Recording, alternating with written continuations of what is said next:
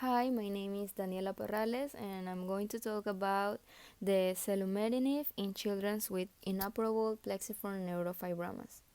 The definition. Neurofibromatosis type 1, NF1, is a common genetic disorder that affects 1 in 3,000 individuals, and it's caused by the lesions or point mutation of NF1. Plexiform neurofibromas represent an uncommon variant of NF1 in which involve multiple branches of large nerves, are commonly associated with pain, disfigurement, deficit in motor, and neurological function. So what are plexiform neurofibromas? Plexiform neurofibromas are one of the most complex and difficult aspects of neurofibromatosis type 1.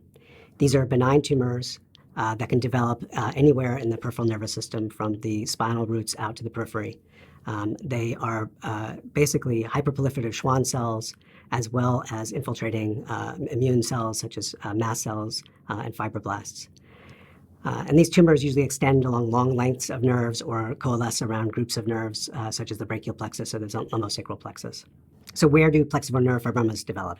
Plexiform neurofibromas can really develop anywhere in the peripheral nervous system, arising from paraspinal lesions on the spinal roots all the way out into the periphery.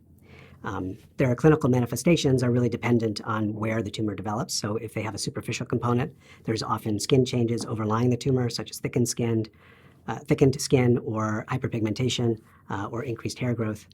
But tumors can also develop internally without any superficial manifestations and may be found only on the basis of feeling an underlying mass or based on clinical symptoms or based on imaging findings. So even though plexiform neurofibromas arise from nerves, they can impact other organ systems, often through direct impact physically on those organs and sometimes through invasion. So sometimes, for instance, a plexiform neurofibroma can develop intra-abdominally, and sometimes those tumors can involve the intestinal wall. They might also involve the wall of the bladder. When they grow in and around the face or the neck, they can impact blood vessels, the trachea, or the esophagus. But again, it's primarily through a direct physical impact on those organs and vital structures as opposed to direct invasion. Plexiform neurofibromas are very complex tumors, and as a result of their complexity, they're often very difficult to remove surgically. They are highly vascular tumors, so surgery can often result in excessive bleeding. Also, the way these tumors grow within nerves essentially necessitates sacrifice of a nerve to remove the tumor. So any nerve that the tumor is growing on will often be injured at the time of surgery and the function of that nerve lost. The way these tumors grow, they often insinuate themselves around and into adjacent structures and organs, again, making surgical resection very difficult, and it's almost impossible to resect these tumors completely. How do we determine if these tumors are inoperable or not? It's a difficult issue, and we're often weighing the risk of resection with the potential benefit to the patient. And the tumors that I would consider inoperable are the ones where there is going to be risk of significant neurologic impairment, worse than the symptoms that the patient is already experiencing, or tumors that put the patient at too much risk of blood loss or injury to adjacent vital structures. Our choices around surgery with the advent of new medical therapies is certainly changing. I do think that there is a role for debulking of these tumors in certain situations, particularly where a limited surgical procedure can provide a patient immediate and safe benefit, either cosmetic or functional.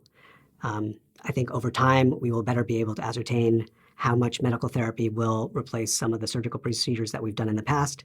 But I do think that at this point, there's still a role for both. Application in medicine. Selumetinib, it's the first approved agent to target symptomatic plexiform neurofibromas in children with NF1.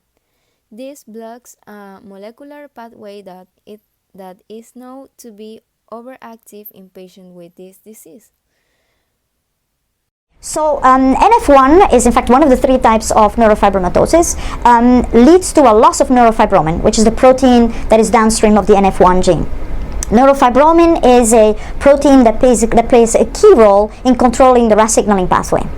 Now, if you lose neurofibromin, the RAS signaling pathway gets hyperactivated, and that leads to proliferation. That leads to the proliferation of these NF1 tumors. Now, MEK is a player in that RAS signaling pathway. So the way we're looking at this, if you would want to explain it in lay terms, is that if we would see neurofibromin as the teacher in the classroom who keeps the classroom quiet, what is happening in NF1 is that the neurofibromin teacher is not in the classroom anymore, and the classroom gets crazy. And MEK is the rebel in the class, that if we control the rebel, we hope that we can get the class quieter. So the way we look at MEK is that it's a key component in the RAS signaling pathway, and by inhibiting MEK, we have really demonstrated, researchers have really demonstrated that that leads to a anti-proliferative effect of the tumors, of the NF1-driven tumors, and the results of the MEK inhibitors that are currently undergoing clinical trials has been very spectacular. And we hope that very soon we will have some drugs approved for NF1. Without wanting to be too hopeful, we are full of hope that this might become the first drug approved for NF1. Now the pros and cons. Pros. Selumetinib, it's absorbed rapidly and it's given in a pill form for a better treatment. And the cons, the most common adverse reactions were vomiting, rash, abdominal pain, diarrhea, nausea, dry skin. First good news was that we actually saw tumor shrinkage in almost every tumor that every patient that we enrolled. And this shrinkage was not dramatic and large in most patients, but it was measurable. And this is something we had never seen before. And what is important here is that we treat young patients, and most of these patients have tumors that are growing. And so even if we see shrinkage that is minor, what that implies is that we don't see growth. And in my mind, stopping a tumor from growing in and of itself could be benefit because we prevent complications that may happen.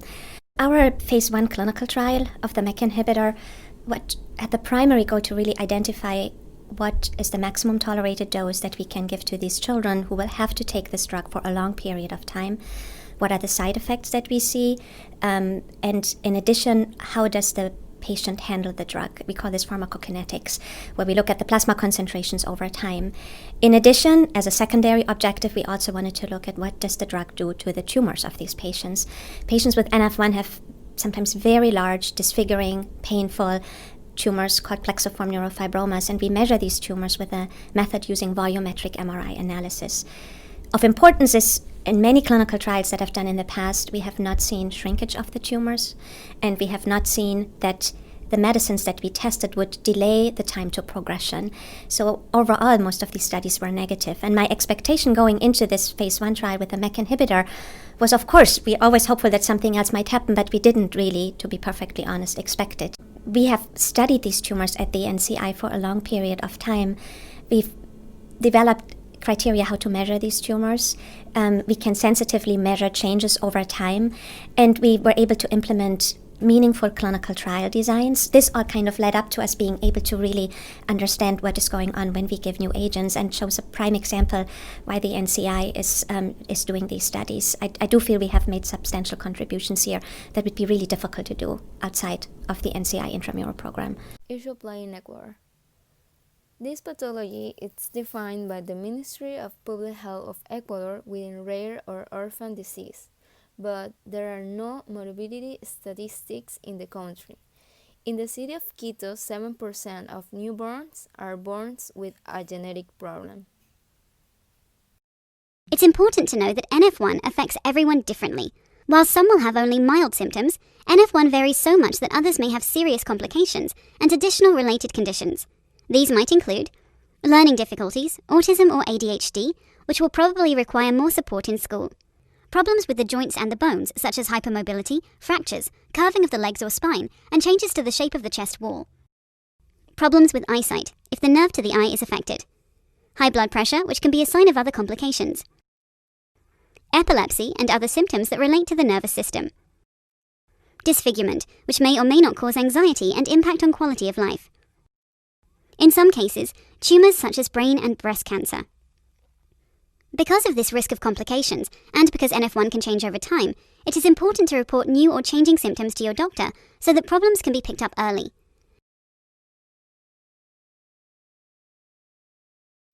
And finally, the conclusion, It's in the phase 2 trial, most children with neurofibromatosis type 1 and inoperable plexiform neurofibromas had durable tumor shrinkage and clinical benefits from the Selumetinib. It is common to sometimes feel worried or upset about having NF1 or having a child with NF1, and you should discuss these feelings with your doctor. Online support groups are a good source of support, as you can connect to others who have had similar experiences.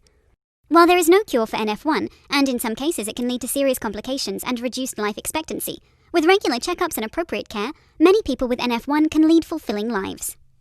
In this health sketch, we've talked about neurofibromatosis type 1, a genetic condition that causes lumps to grow in the nerves. We've talked about why it occurs, the main signs, the more serious problems to be aware of, and how it is managed. We hope this health sketch has been helpful to